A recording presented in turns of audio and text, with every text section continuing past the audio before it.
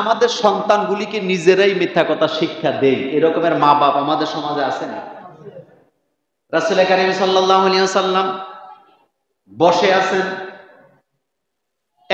একজন বেদুইন মহিলা তার বাচ্চাটা একটু দূরে খেলাধুলা করতেছে। বেদুইন মহিলা তার বাচ্চাটাকে ডাকতেছে, আমার কাছে আসো। বাচ্চা আসে না। এবার বেদুইন মহিলা বাচ্চার দিকে হাতটা উঁচু করে এভাবে মুড করে বলতেছে, বাবা আসো, তোমাকে মজা দেব। বুঝেননি? এটা আপনারা করেন না? আসো, মজা আছে, মজা দেব। বাচ্চাটা দৌড়ে আসছে, আইসা মায়ের হাতটা খুললে দেখে মজা আছে না। তাহলে মা এমন করলেন কেন? কাছে আনার জন্য। আমাদের দেশে অনেক মায়েরা বোনেরা কয় পড়লে মজা দেবো, পরে আর দেয় না। বলেন, তুমি এটা না করলে এটা দেবো, পরে আর দেয় না। এ কথা বলা জায়েজ নাই। বেদুইন মহিলা যখন এটা করলেন, রাসূলুল্লাহ বললেন, ও মহিলা, তুমি তো তোমার বাচ্চাটাকে মিথ্যা কথা শিখিয়ে দিলে। কারণ তুমি যে তাকে ধোঁকা দিলা, সে এখান থেকে কি শিখলো? ধোঁকা শিখলো, সেও তো ধোঁকা দিবে। এই অভ্যাসগুলো আমাদের পরিবারে কি আছে? এগুলি ছাড়তে হবে। নিজেরও মিথ্যা কথা বলে, বাচ্চাকেও মিথ্যা কথা ট্রেনিং কি দেয়। এখন তো বাচ্চারা মোবাইল থেকেও মিথ্যা কথা শিখে। কথা বলে, শিখে কিনা? শিখে। এবার আসেন, আপনি আপনার সন্তানকে মিথ্যা কথা থেকে কিভাবে হেফাজত করবেন? 1 নাম্বার, বাচ্চার সামনে কখনো মিথ্যা বলা যাবে। মনোযোগ আছে না আপনাদের? নিজের আগে সত্যবাদী হন, তাহলে আপনার বাচ্চাও সত্য কথা বলবে। কারণ ছোট্ট ছোট্ট বাচ্চাগুলি মায়ের পেট থেকে মিথ্যা কথা শিক্ষা নিয়ে আসে না, আমরা পরিবারের লোকেরা তাদের শিক্ষায় তালিম দেই। 2 নাম্বারে, কোনো বাচ্চা যদি হঠাৎ করে মিথ্যা কথা বলেও ফেলে, বোঝার চেষ্টা করেন মিথ্যাটা কেন বলল। আপনার ঘরে একটু মিষ্টি ছিল, মনোযোগ আসেনি? কি ছিল? বাচ্চারা মিষ্টি পছন্দ করে। চকলেট ছিল, আইসক্রিম ছিল, বাচ্চারা এটা পছন্দ করে। তা আপনি যদি বাচ্চারা জিজ্ঞেস করেন যে আইসক্রিমটা খাইছে কে, বাচ্চার ব্রেনে যদি এই চিন্তা থাকে যে আমার মা যদি জানে আমি খাইছি তাহলে আমারে পিটাবে, তাইলে বাচ্চা মিথ্যা কথা বলার সম্ভাবনা আছে নি? আছে। সেজন্যে আপনি বাচ্চাকে কোনো কিছু খাওয়ার জন্য মারপিট করবেন না। এই অভ্যাস আমাদের মধ্যে নাই? আছে।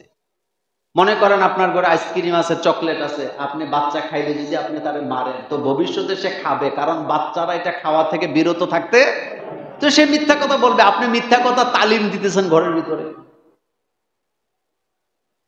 3 নাম্বার, বাচ্চা যদি মিথ্যা কথা বলেই ফেলে, তার সাথে রাগারাগি করবেন না, শান্তভাবে তার সাথে কথা বলবেন, তাকে বুঝাবেন। 4 নাম্বার, সত্য বলার গুরুত্ব বুঝাবেন। সত্য বলার গুরুত্বটাকে একটা উপমা দিই। আপনি বাচ্চাকে বলবেন, শোনো, তুমি যদি একটা মিথ্যা কথা বলো, তাহলে এই একটা মিথ্যা কথাকে ঢাকার জন্য আরো 100টা মিথ্যা কথা সাজানো লাগবে। কিন্তু তুমি যদি সত্য কথাটা বলে দাও, তাহলে ঘটনা এখানে কি হয়? সমাপ্তি হয়। কথা বুঝেননি আপনারা? যদি সত্য বলেন তাহলে ঘটনা এখানে কি? সমাপ্তি। যদি মিথ্যা বলেন, এটা কি সমাপ্তি হইল না? এটা যুগের পর যুগ চলবে।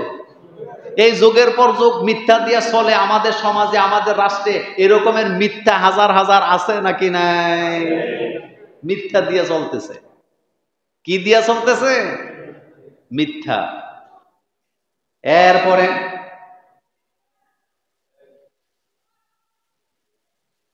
5 নম্বরে, বাচ্চাকে, কোন বাচ্চা যদি মিথ্যা কথা বলে, এই মিথ্যার জন্য ভুল থেকে তাকে শিক্ষা দিবেন। ভুল থেকে কি দিবেন? শিক্ষা দিবেন, যে তুমি যে মিথ্যাটা বললা এটার দ্বারা এটা এরকমের হয়েছে, এরকম হয়েছে। আর 6 নম্বরে, আল্লাহর ক্ষমতার ব্যাপারে তাকে বুঝাবেন। ক্ষমতা কার? আপনি বাচ্চাকে বুঝাবেন, তুমি যে মিথ্যা বলতেছ, তোমার এই কথা রেকর্ডে রাখবেন কে? এবং হাসরের মাঠে তোমাকে হিসাব দেওয়া লাগবে। যদিও ছোট বাচ্চাদের শরীয়ত নাই, কিন্তু ছোট কাল থেকেই আপনি তাকে শরীয়ত শিক্ষা দিবেন। এরপরে 7 নম্বরে রাসূলুল্লাহর হাদিস, সুন্দর সুন্দর হাদিসগুলা বাচ্চারে শোনাবেন। 8 নম্বরে বাচ্চার সাথে সব সময় খোলামেলা কথা বলবেন। মা বাপের দায়িত্ব হলো বাচ্চাকে আদর করা, কাছে টানা, বাচ্চাকে কখনো দূরে রাখা যাবে না। এমন অনেক পরিবার আছে মায়ের সাথে বাপের সাথে বাচ্চাটা খাওয়ারও সুযোগ পায় না। আসেনি? আছে। কিছু কিছু পরিবার তো আছে স্বামী স্ত্রীর মধ্যে বিরতিহীন ঝগড়া চলে। কথা কন না কেন? এরকম নাই? এটা বিরতিহীন চলে, প্রতি মিনিটে মিনিটে চলে, খোঁচাখুচি, মানে বনেই না। বিছানাও আলাদা, মত কি আলাদা। নারীদের মধ্যে যেমন বাঁকা কিসিমের নারী আছে, পুরুষের মধ্যে বাঁকা পুরুষ আছে। কিছু কিছু নারী আছে, সব নারী খারাপ এটা বলার সুযোগ নাই। কিছু কিছু নারী আছে স্বামী যদি কয় দিন, সে ইচ্ছা করে বলে এটা রাত। এরকম আসেনি? দুনিয়ার সব পুরুষের কাছে হের মর্যাদা আছে, কিন্তু স্বামীর কোনো মর্যাদা না। এরকমের নারী আসেনি? আবার এমন কিছু পুরুষ আছে দুনিয়ার সব মহিলা তার কাছে ভালো লাগে, কিন্তু তার স্ত্রীর ভালো কথাও তার কাছে ভালো লাগে। একটা গল্প শুনছিলাম, এক ভদ্রলোকের স্ত্রী নদীতে পড়ে ডুবে গেছে। মনোযোগ আছে তো? নদীতে স্রোত আছে না? বেচারা তার স্ত্রীকে খোঁজার জন্য বাটির দিকে না যায় উজানির দিকে রওনা দিছে। লোকেরা বলতেছে, ভাই কেউ যদি পানিতে পড়ে নদীতে পড়ে মারা যায়, তাহলে স্বভাবগতভাবে স্রোত যায় যেদিকে, লাশ চলে যায় সেদিকে। তো তুমি তোমার স্ত্রীর লাশটা বাটির দিকে না খুঁজা উল্টা দিকে যাও কি করতে? উল্টা দিকে তো পাওয়ার সম্ভাবনা নেই। বেচারা তখন দুঃখ করে বলতেছে, ভাই এইটা সারা জীবন আমার উল্টা চলছে। আমি যদি বলছি দিন, সে বলছে রাত। আমি যদি বলছি সাদা, সে বলেছে কালো। আমি যদি বলেছি আলো, সে বলছে অন্ধকার। সুতরাং সারা জীবন যে উল্টা চলছে, মৃত্যুর পরে সে যে বাও চলবে এটা আমার বুঝে আসে না, এই জন্য উল্টা দিকে খুঁজতেছে। একটা পরিবার সুন্দর হয় তখন যখন দুইজনের মধ্যে বুঝা পরামর্শটা ভালো থাকে। একজন আরেকজনকে কি দেয়? সম্মান দেয়। বলে কি দেয়? সম্মান দেয়। ঘর থেকে সম্মান দেওয়া নেওয়া শিক্ষা নেন, তাইলে বাইরে থেকেও আপনি কি পাবেন? সম্মান পাবেন। একটা ছোট বাচ্চা, তাকে যদি আমি ইসলাম শিখাতে ব্যর্থ হই, এই বাচ্চাটা বড় হইলে কি ইসলাম শিখবে? আমার কলেজার ভাইয়ারা, قال رسول الله صلى الله عليه وسلم مروا أولادكم بالصلاة وهم أبناء 7 سنين। আল্লাহর নবী বলেছেন, তোমরা তোমাদের বাচ্চাগুলোকে শাসন করো নামাজের জন্য। বাচ্চাদেরকে শাসন করার কথা বলা হয়েছে নামাজের জন্য, নামাজের জন্য, নামাজের জন্য। কারণ নামাজের সাথে অনেক কিছু সম্পর্ক। নামাজ পড়তে হইলে সূরা কেরাত মুখস্থ করা লাগবে। নামাজ পড়তে হলে পবিত্রতা শিখতে হবে, ওযু শিখতে হবে, গোসল শিখতে হবে, জামা কাপড়ের পরিপাটিতা শিখতে হবে। একটা মানুষ পাঞ্চুয়ালিটি, নিয়ম নীতি শিখতে হইলে নামাজের দরকার আছে না? না। 90% মুসলমানের দেশে প্রাইমারি স্কুলে নামাজ শিক্ষা দেওয়ার শিক্ষক নিয়োগ না দিয়া, কোরআন হাদিস শিক্ষা দেওয়ার শিক্ষক নিয়োগ না দিয়ে, নীতি নৈতিকতা শিক্ষক নিয়োগ না দিয়ে সারে গামা পাদা নিশার শিক্ষক নিয়োগ দেওয়া হবে জাতির সাথে গাদ্দারি। এমনি তো বর্তমান কিশোর গ্যাংয়ের অবস্থা আমরা আছি অস্থির। অস্থির আছেনি? আপনি নিশ্চিত থাকেন, ছোট্টবেলা প্রাইমারি স্কুলের যেই বাচ্চাটা কোরআন তেলাওয়াত শিখেছেন, সে যদি সেনাপ্রধান হয়, সচিব হয়, এমপি হয়, মন্ত্রী হয়, অফিসার হয়, সে যেখানে থাকবে আজান হলে নামাজে দাঁড়ায় যাবে। আর যেখানে আপনি সারেগামা পাদানিসে শিক্ষা দিবেন, ওইটা ভবিষ্যতে ঘুম থেকে উঠার পরে রবীন্দ্রনাথের প্যানপ্যানানি না শুনলে তার সারা দিনটা ভালো যাওয়ার কোনো সম্ভাবনা নাই।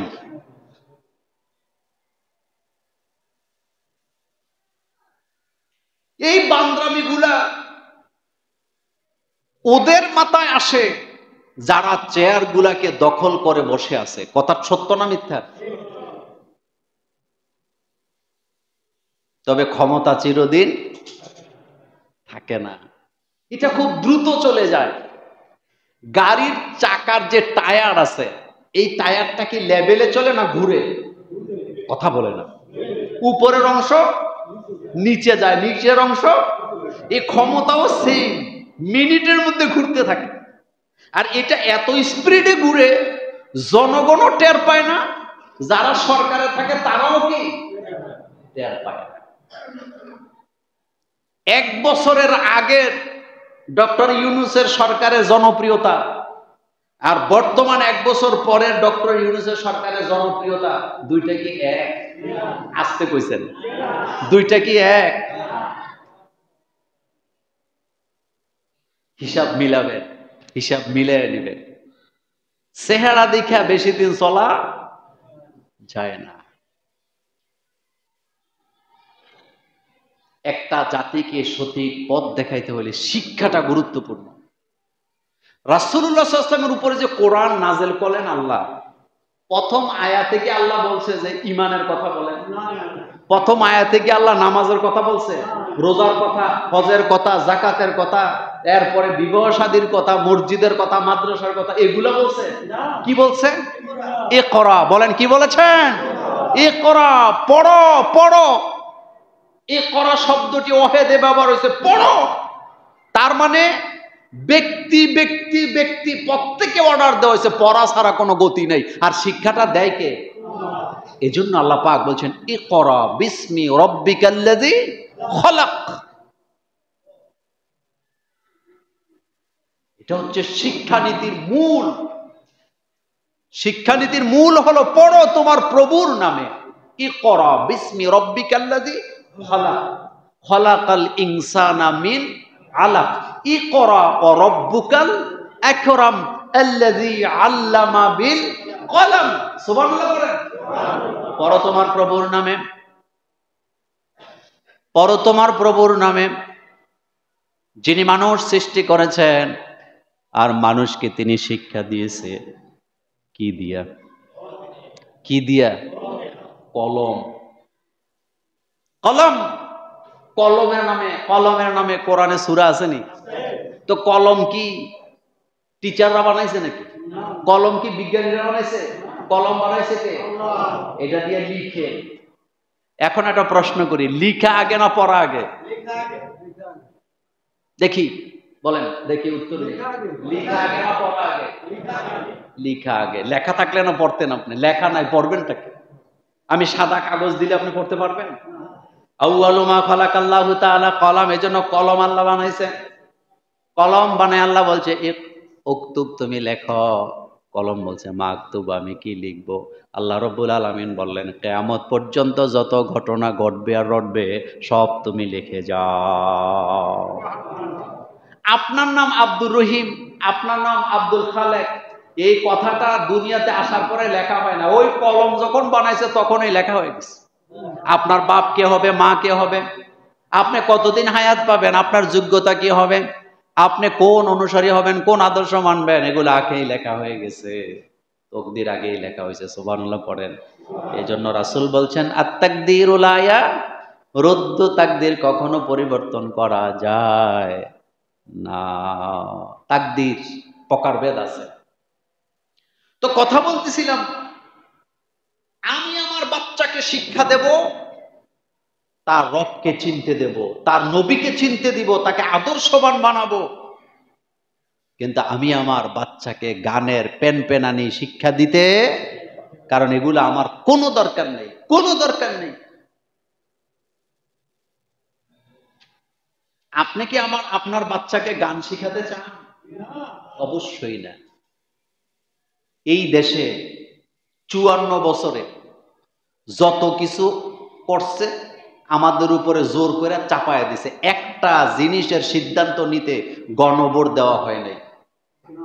আমি আপনাকে এই মসজিদে বসে চ্যালেঞ্জ করলাম, বাংলাদেশে যদি গণভোট দেওয়া হয়, তাহলে গণভোটের সাবজেক্ট যদি হয় কারা প্রাইমারি স্কুলে গানের শিক্ষক নিয়োগ দেওয়ার পক্ষে আর কারা প্রাইমারি স্কুলগুলোতে ধর্মীয় শিক্ষক নিয়োগ দেওয়ার পক্ষে, আমি আপনাকে চ্যালেঞ্জ করতে পারি 90%-এর উপরে বেশি ভোট পেয়ে ধর্মীয় শিক্ষকরা নিযুক্ত হওয়ার ব্যাপারে মুসলমানেরা বাংলাদেশে রায় দিবে। গানের পক্ষে আপনি কাউকে পাবেন না।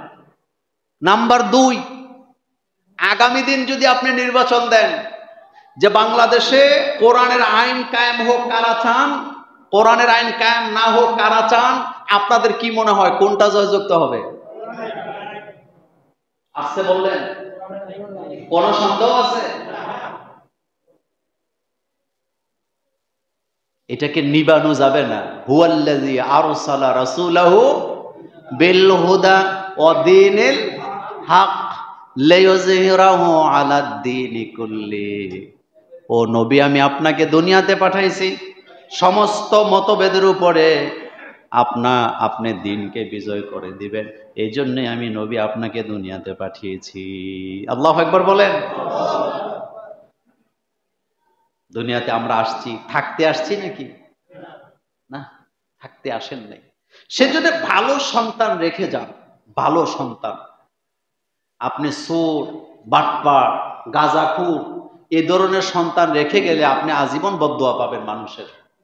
আর যদি নেককার সন্তান রেখে যান তাহলে আপনার জন্য দোয়া আছে নি? আমার কলেজের ভাইয়ারা,